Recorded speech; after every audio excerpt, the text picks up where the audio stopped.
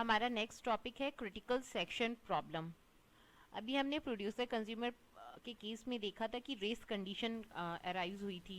Race condition में क्या होता है कि एक साथ दो या दो से ज़्यादा कॉन्करेंटली एग्जीक्यूटिंग प्रोसेस एक शेयर डेटा को चेंज करने की कोशिश करते हैं। उससे क्या होता है, शेयर डेटा की जो वैल्यू है वो इनकंसिस्टेंट हो जाती है, मतलब वो करेक्ट नहीं होती अगर एक साथ दो या दो से ज़्यादा प्रोसेस उसे चेंज कर रहे हैं।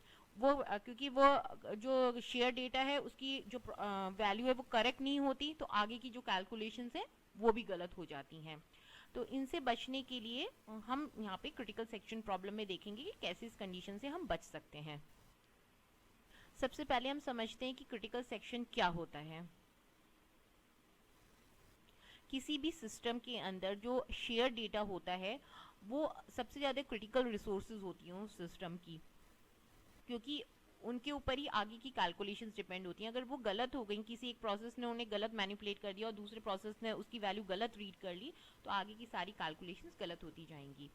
तो क्रिटिकल रिसोर्सेज को हैंडल करने के लिए हर एक प्रोसेस के अंदर एक क्रिटिकल सेक्शन होता है। जो भी प्रोसेस कॉन्करेंटली एग्जीक्यूट हो रहे होंगे उन सब के अंदर एक क्रिटिकल सेक्शन होगा। क्रिटिकल सेक्शन क्या होता है? Critical section is a piece of code in each process that access the common shared data and perform read write और update operation on that data। जब भी किसी प्रोसेस को किसी शेयर डेटा को एक्सेस करना है, एक्सेस मतलब रीड करना है या उसके अंदर कुछ राइट करना है या उसे चेंज करना है, तो उस प्रोसेस को अपने क्रिटिकल सेक्शन के अंदर जाना पड़ेगा जहाँ पर उसका क्रिटिकल कोड लिखा हुआ है, क्रिटिकल सेक्शन का कोड लिखा हुआ है।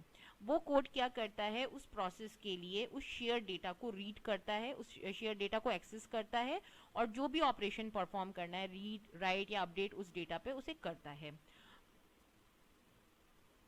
का मतलब कि जब भी किसी प्रोसेस को एक शेयर डेटा को एक्सेस करना है या मैनिपुलेट करना है तो उसे अपने क्रिटिकल सेक्शन के अंदर जाना पड़ेगा, तभी वो शेयर डेटा यूज कर सकता है। अगर वो अपने क्रिटिकल सेक्शन के अंदर नहीं है तो वो शेयर डेटा को नहीं यूज कर सकता। इसमें जो सबसे इम्पॉर्टेंट बात है वो ये है कि अगर एक से ज़्यादा प्रोसेसेस एग्जीक्यूट हो रहे हैं तो एक बार में एक ही प्रोसेस अपने क्रिटिकल सेक्शन में एग्जीक्यूट कर सकता है। आप खुद देखिए, अगर तीन या दो सपोज करते हैं, दो प्रोसेसेस एग्जीक्यूट हो रहे हैं जैसे कि प्रोड्यूसर कंज्यूमर केस में हो रहे थे, तो एक बार में एक ही प्रोसेस जो है क्रिटिकल सेक्शन में जा सकता है और जाके वो जो कॉमन शेयर्ड वैल्यू सपोज करते हैं काउंट थी प्रोड्यूसर कंज्यूमर केस में, तो एक बार में एक ही उसको मैनिपुलेट कर सकता है। तो अगली बार जब सपोज करते हैं प्रोड्यूसर ने उसको मैनिपुलेट किया, तो अगली बार जब कंज्यूमर पढ़ेगा तो वो करेक्ट वैल्यू पढ़ेगा, क्योंकि कंज्यूमर उस टाइम नहीं जा सकता क्रिटिकल सेक्शन के अंदर, यानी कि उस शेयर डेटा को यूज नहीं कर सकता जब तक कि प्रोड्यूसर उसको मैनिपुलेट करके क्रिटिकल सेक्शन से बाहर नहीं आ जाता। So no other process is allowed to execute in its critical section so as to ensure that only one process at a time has access to share data। एक बार में एक ही process जो है share data को access करता है, करे और मैनिपुलेट करे, इस बात को इंश्योर करने के लिए हम हर एक प्रोसेस के अंदर क्रिटिकल सेक्शन लिखते हैं। हमारे प्रोसेस के अंदर जो क्रिटिकल सेक्शन होता है, जहाँ भी हमारा क्रिटिकल सेक्शन का कोड लिखा होता है, उससे पहले जो है क्रिटिकल सेक्शन के कोड से ठीक पहले एंट्री सेक्शन होता है। क्रिटिकल सेक्शन से ठीक पहले एंट्री सेक्शन होता है और क्रिटिकल सेक्शन के ठीक बाद एग्जिट सेक्शन होता है। मतलब क्रिटिकल सेक्शन बीच में होता है एंट्री और एग्जिट सेक्शन के बीच में। In order to enter a critical section each process must request entry permission. एक प्रोसेस को अगर अपने क्रिटिकल सेक्शन में जाना है तो उसको सबसे पहले एंट्री सेक्शन में जाके परमिशन लेनी पड़ेगी कि I want to enter into my critical section और मैं शेयर डेटा यूज करना चाहता हूँ। तो वो एंट्री सेक्शन का जो कोड है वो कुछ कंडीशंस को चेक करके ही प्रोसेस को परमिशन देता है। The entry section code handles this request. Entry section का यही काम होता है कि जो प्रोसेस ने रिक्वेस्ट डाली है कि मुझे अपने क्रिटिकल सेक्शन में जाना है, तो वो तभी जा सकता है जब एंट्री सेक्शन उसे permission they they. The function of entry section code is to check if no other process is executing in its critical section than to grant permission to the requesting process। अगर कोई और process critical section में execute नहीं कर रहा तो entry section उस requesting process को, जिसने रिक्वेस्ट करी कि मुझे क्रिटिकल सेक्शन में जाना है, उसे परमिशन दे देता है कि आप अपने क्रिटिकल सेक्शन में जाके एग्जीक्यूट कर लो। उसके बाद प्रोसेस क्रिटिकल सेक्शन में जाके एग्जीक्यूट करता है, जो भी मैनिपुलेशंस वगैरह उसे करने हैं, जो भी एक्सेस करना है शेयर डेटा को वो करता है।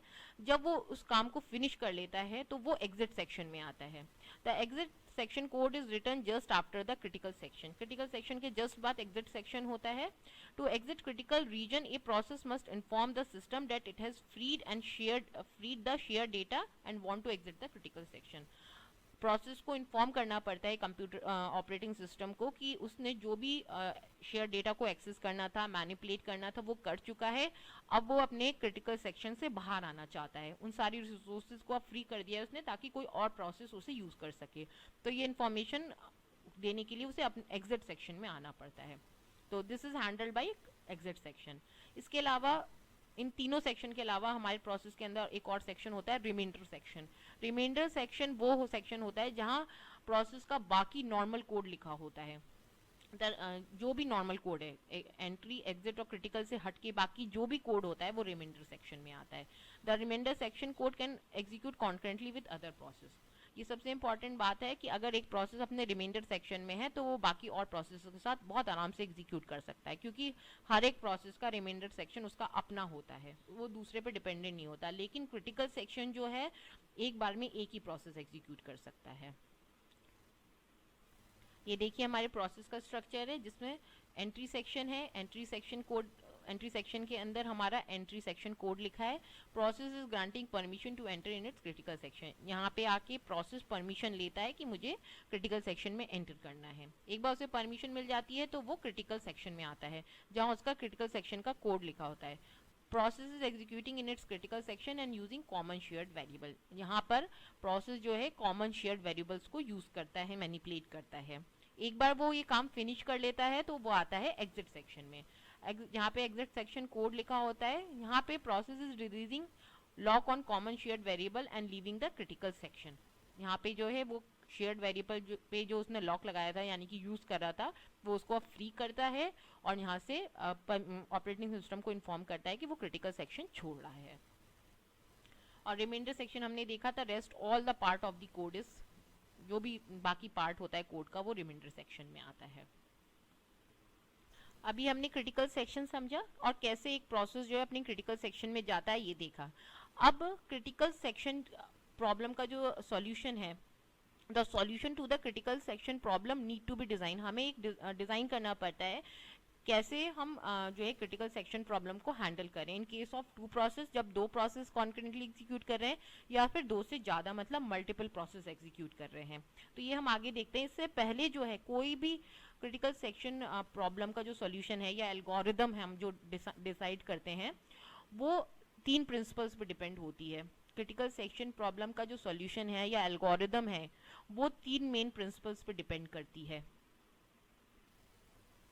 फर्स्ट प्रिंसिपल है म्यूचुअल एक्सक्लूजन। म्यूचुअल एक्सक्लूजन ये कहता है कि at any instant of time only one process can execute in its critical section and rest all other processes are excluded. एक टाइम में सिर्फ एक ही प्रोसेस जो है अपने क्रिटिकल सेक्शन में जा सकता है और एग्जीक्यूट कर सकता है, बाकी जितने प्रोसेस हैं वो एक्सक्लूडेड रहेंगे, मतलब वो वेट करते रहेंगे जब तक कि वो प्रोसेस जो है फिनिश करके बाहर नहीं आ जाता। तो ये है हमारा म्यूचुअल एक्सक्लूजन, जो कि बहुत इंपॉर्टेंट प्रिंसिपल होता है। किसी भी क्रिटिकल सेक्शन प्रॉब्लम को डिजाइन करते टाइम हमें म्यूचुअल एक्सक्लूजन का बहुत ज़्यादा ध्यान रखना पड़ता है। सेकेंड प्रिंसिपल है progress. When no process is executing in its critical section and there are some processes that want to enter in their critical section, अगर हम ये मान के चल रहे हैं कि इस टाइम क्रिटिकल सेक्शन के अंदर कोई भी प्रोसेस एग्जीक्यूट नहीं कर रहा है, क्रिटिकल सेक्शन के अंदर अभी कुछ भी नहीं है, मतलब कोड लिखा है लेकिन कोई भी प्रोसेस एग्जीक्यूट नहीं कर रहा है, और कुछ प्रोसेसेस जो हैं वेट कर रहे हैं क्रिटिकल सेक्शन में जाने की, तो then only those processes that are not executing in their reminder section can send this request. तो सिर्फ वही प्रोसेसेस क्रिटिकल सेक्शन में जा सकते हैं जो एंट्री सेक्शन को पास करके आ चुके हैं। मतलब आप डायरेक्ट रिमाइंडर सेक्शन से क्रिटिकल सेक्शन में नहीं आ सकता। एक प्रोसेस तभी रिमाइंडर क्रिटिकल सेक्शन में आ सकता है जब वो एंट्री सेक्शन से होता हुआ परमिशन लेता हुआ आया है। मतलब कि अगर क्रिटिकल सेक्शन खाली भी है लेकिन अगर प्रोसेस रिमाइंडर सेक्शन में है तो वो एंटर नहीं कर सकता क्रिटिकल सेक्शन में। वही प्रोसेस सिर्फ क्रिटिकल सेक्शन में आ सकते हैं जो that are not executing in their reminder section, जो रिमाइंडर सेक्शन के अंदर इस टाइम एग्जीक्यूट नहीं कर रहे, जो अपने एंट्री सेक्शन में वही आ सकते हैं. A decision has to be made that which process will be granted permission to enter in its critical section, and this decision has to be made in finite amount of time. Operating system को decide करना पड़ता है जब एक से ज़्यादा process critical section में enter करने के लिए रेडी होते हैं कि किस प्रोसेस को परमिशन देनी है क्रिटिकल सेक्शन में एंटर करने के लिए. वो बहुत सारे क्राइटेरियाज होते हैं जिसके बेसिस पे ऑपरेटिंग सिस्टम डिसाइड करता है कि अगर सपोज करते हैं 5 प्रोसेस क्रिटिकल सेक्शन में आने के लिए वेट कर रहे हैं तो उन 5 में से किस एक को परमिशन देनी है क्रिटिकल सेक्शन में आने की. और ये जो डिसीजन है ऑपरेटिंग सिस्टम को एक बहुत फाइनाइट अमाउंट ऑफ टाइम में लेना पड़ता है, एक फिक्स अमाउंट ऑफ टाइम में लेना पड़ता है. इस प्रिंसिपल को हम बोलते हैं प्रोग्रेस. मतलब इसी तरह से तो प्रोसेस प्रोग्रेस करेंगे. अगर ऑपरेटिंग सिस्टम डिसीजन लेने में ही बहुत टाइम लगा देगा तो बहुत ज़्यादा टाइम वेस्ट हो जाएगा. तो इस चीज़ को हम बोलते हैं प्रोग्रेस. जो हमारी थर्ड प्रिंसिपल है bounded wait time and no starvation. Bounded wait time and no starvation कहता है कि once the process has requested permission to enter in its critical section, एक बार एक प्रोसेस ने क्रिटिकल सेक्शन में एंटर करने की परमिशन मांगी, then till that process get permission, तो जब तक उस प्रोसेस को परमिशन नहीं मिल जाती तो सिस्टम को बाकी और प्रोसेसेस के ऊपर एक अपर बाउंड लगाना पड़ेगा कि वो उससे ज़्यादा टाइम क्रिटिकल सेक्शन में एंटर नहीं कर सकते. मतलब सपोज कर देंगे हमारे पास ये 5 प्रोसेसेस हैं जो क्रिटिकल सेक्शन में एंटर करना चाहते हैं.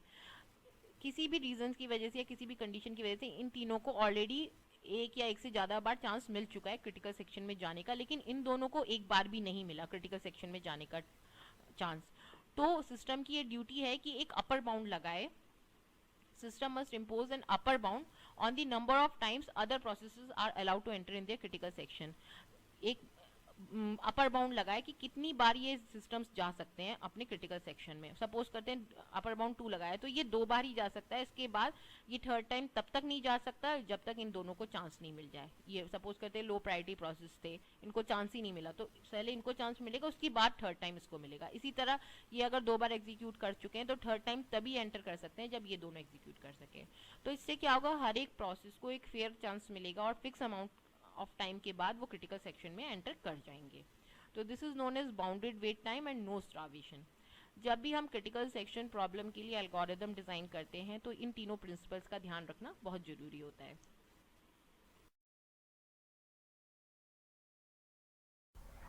इस वीडियो से रिलेटेड जो भी आपके फीडबैक या क्यूरीज हैं वो आप हमें भेज सकते हैं. हमारी email ID sonali@timerace.com. Thank you.